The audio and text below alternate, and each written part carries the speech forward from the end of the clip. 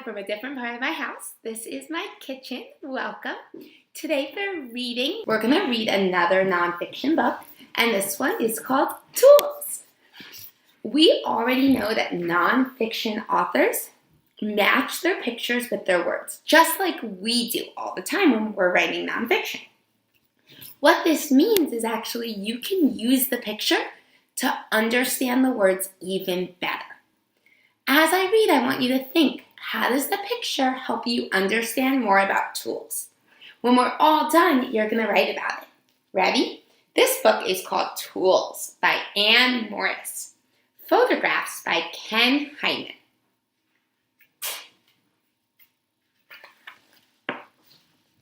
Tools by Anne Morris. Photographs by Ken Hyman. Tools. All over the world, people use tools. Just looking at these pictures, what kind of tools can you already start thinking about? You can say, I'm thinking about, maybe hair cutting scissors are tools, or files and saws are tools. People use tools all the time. Tools help us in many ways. They help us to cut. And again, you can use the picture to understand different types of cutting tools. What kinds of cutting tools do you see here? You can say, I see.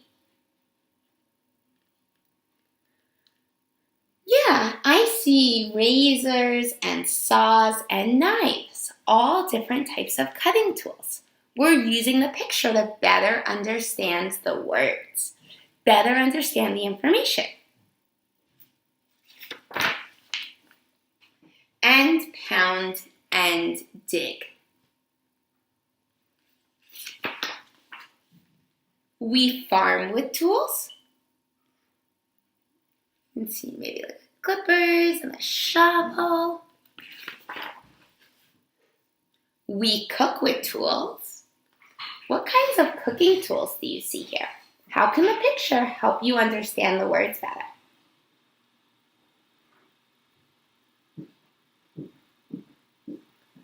Maybe you understand about pancake making or about how they use maybe like sticks to cook over fire. Lots of different ways that people use tools to cook. What kind of tools do you use to make food in your house? I know I use spatulas, tongs, knives, forks, spoons. I even use a blender sometimes. I use lots of tools to help me make my food. We even eat with tools. What can you learn from this picture? You can say, I learned that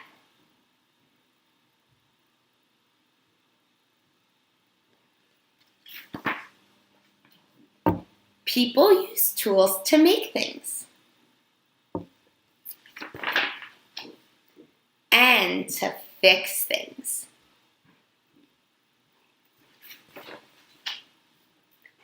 And to clean. What kind of tool is that? Maybe today you learned that a broom is a tool that we use to clean. Or a wheelbarrow is a tool.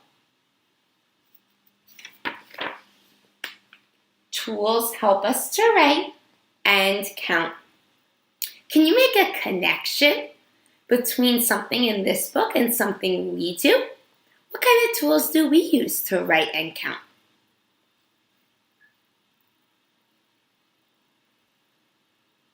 You can say, this reminds me of. I know this reminds me of the markers and pens and crayons that we use in our classroom and our whiteboards.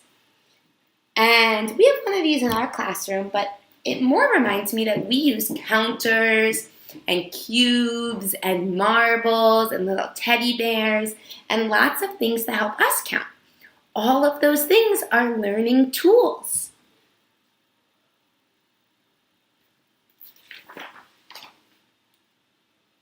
and draw and paint.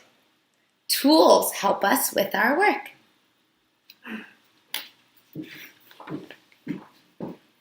They make our lives easier. And then on the end, it shows us a lot of different types of tools that were in the book. And all the different countries that were in the book. And where in the world the photographs were taken. It shows us a big map. The end. What did you learn in this book about tools? What information did you get through the words and the pictures? Today, I want you to write about it in your reader's journal. Make sure you write the title, Tools, and the author, Anne Morris. And make sure that you draw a picture with colors in the background, and you add a sentence. You can use the sentence starter, I learned. Happy writing! I'm ready for Natalie's favorite song. Oh, na-na, na-na-na, oh, she's sweet by the side, go. Oh, not yet, Miss Minion. Pause now to do your reading homework. Pausa ahora para hacer tu tarea lectora. Think about what you learned in Tools.